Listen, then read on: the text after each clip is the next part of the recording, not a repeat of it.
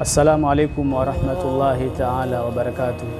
Alhamdulillah, ndugu zangu watukufu wapenzi wa Allah, leo tena tarehe 18 mwezi wa 7 2026, taasisi yenu ya Umoja wa Maimamu na Walimu wa Madrasa Tanzania UMATA chini ya mwenyekiti wake Sheikh Arif Suria pamoja na swafu nzima ya uongozi wake akiwemo Sheikh Yahya Mkumba, Sheikh Abu Aiman, Sheikh Amiri Mbwana, Sheikh Kamna, Sheikh Abu Hafsa.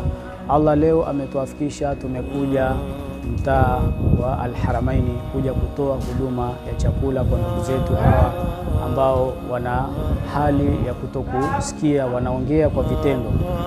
Assalamu alaykum warahmatullahi wabarakatuh.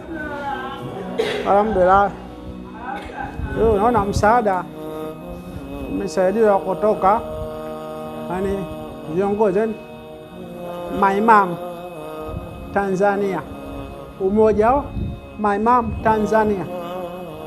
Kwa hiyo wametusaidia chakula. Kwa hiyo sisi kwa tumshukuru aliyetufanyia, aliyetufanyia msaada. Vile msaada unaendelea ya Jumamosi tunapata chakula. Kwa hiyo tuendelee kumwombea dua Mwenyezi Mungu amfanyie pesa, aliyetupatia chakula. Umeelewa? Kwa hiyo na sisi tuendelee kuja hapa kupata mafunzo ya dini. Alhamdulillah, tunahifadhi na Mwenyezi Mungu atatulipa sisi na Mwenyezi Mungu atamlipa huyo mwenyewe anatupatia msaada.